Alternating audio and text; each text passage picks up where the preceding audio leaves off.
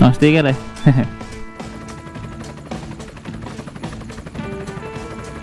Ay, marami na pala dito guys, ano, kubo-kubo. Ay, gumanda na pala dito. Ay, nilagyan na rin pala ng fountain dito, no, saka eagle, oh.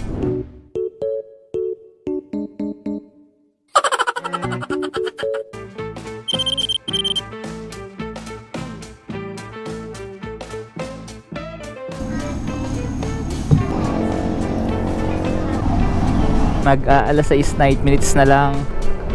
Dito na rin. Ang ganda ng motor niya. Ang ganda rin niya.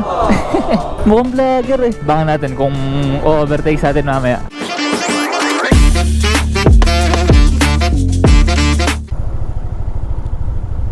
What's up guys? Ngayong araw pupunta tayo ng Gabaldon na magpapalamig lang tayo. So lang din makakita ng mga bundok na matataas, no? Kuha lang tayo doon ng shot, tapos merienda lang sa tabi-tabi. Tara, let's go!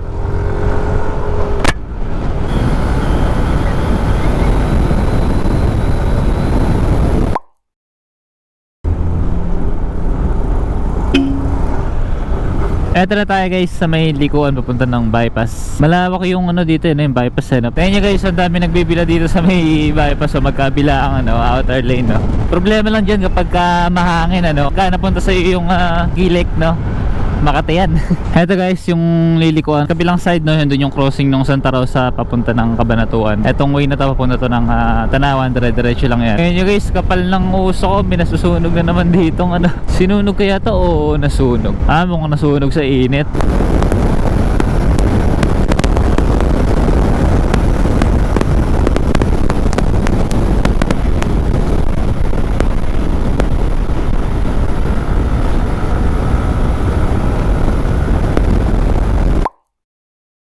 Eto na tayo guys sa may military reservation, no? You are now entering Fort Magsaysay Military Reservation. Tingnan nyo guys yung view, ganda. Kitang kita natin yung bundok dito. Pagas muna tayo dito. Late tong gas station na no? Parang generator yung itsura ng Oh, sticker eh.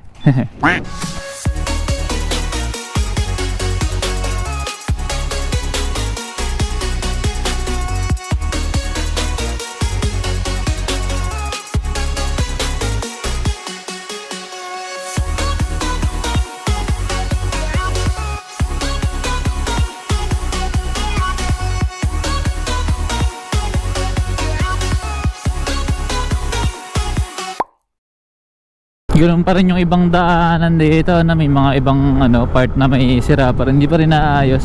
Ayan guys yung Kapatagan, sa baba. Hindi ko lang sigurado kung kita nyo. Yan yung napuntahan nating viewpoint ng ating second vlog. Yan yun,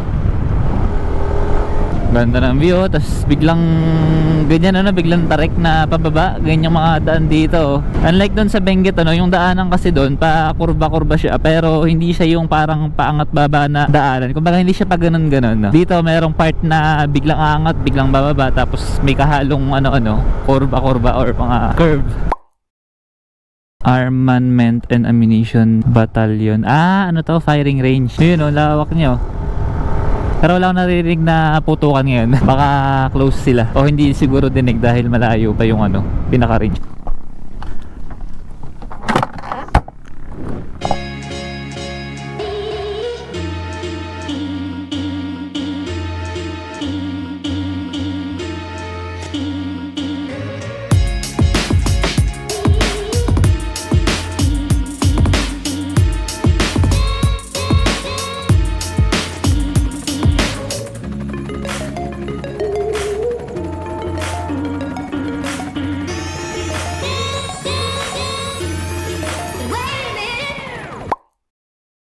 May nakita pa tayong dalawang helicopter. May nasusunog kasi ron. Ewan ko, baka pinuntahan lang nila.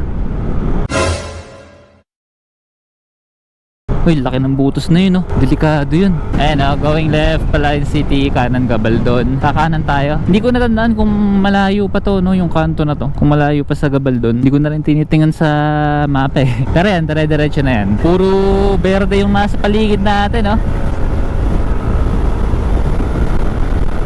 Ganda ng view. Pakalawak, di ba? Nice view. Maya mas lalapit pa tayo dyan, ano. Doon tayo sa may pinakakalagay na I Love Gabaldon. Tapos maganda yung view doon, diretsong kalsada. Tapos bundok yung nasa harapan natin. Ganda ng perspective doon, parang tutugurin mo talaga yung bundok eh. Kaso pag nasa dulo ka, naliligo ka na eh. Eto na sa paligid natin yung ano, bundok oh. Ayan oh. Ganda, no?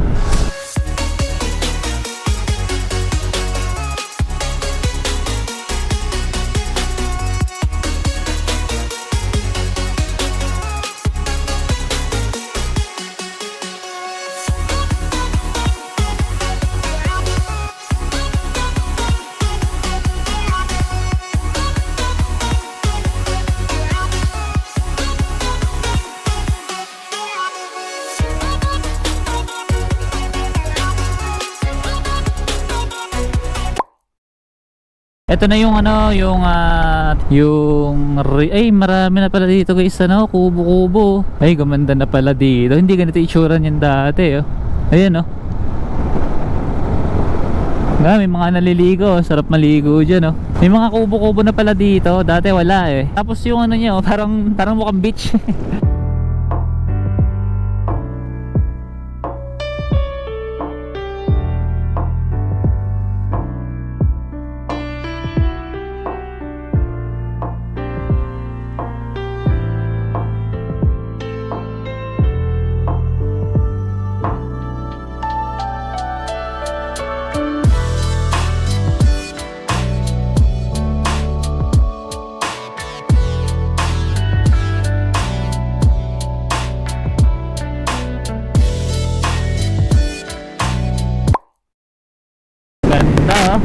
Tabing may ilog tayo, indaanan dito.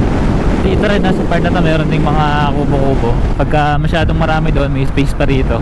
Kaso mas konti yung mga kubo dito, no, kumpara dun sa may kabila.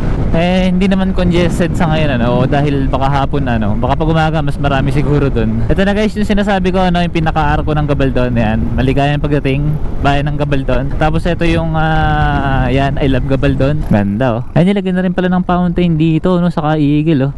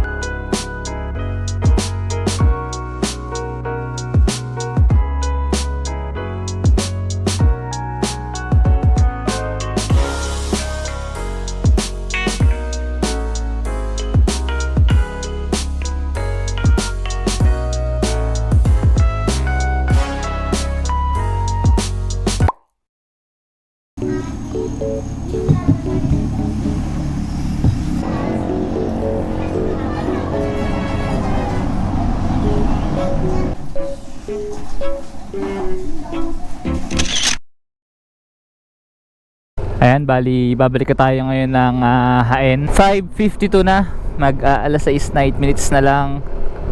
Dito na rin. Uy, vlogger yata yun ah. Ang lupit ng motor ni ate. Ang ganda ng motor niya. Ang ganda rin niya.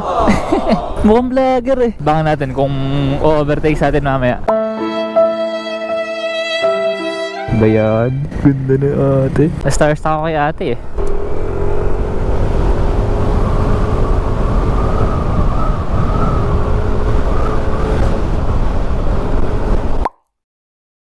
Pwede i-consider yun, ano, yung Gabaldon sa mga view deck or viewpoint, no? Kung gusto niyo yung mga view ng mga bundok or ng maliliguan, di ba? Lalo ngayon summer, tag-init. Pwede niyo i-consider yung ilog na pinuntahan natin, no? Marami na ring mga kubo doon. Parang wala pang 10% yung na-occupy kanina, no? Sa mga kubo doon na nakita natin. Sana nag-enjoy kayo guys sa ating video. Ayan, hanggang dito na lang muna yung ating video. See you sa ating next episode. This is the Motovlog. Ride safe!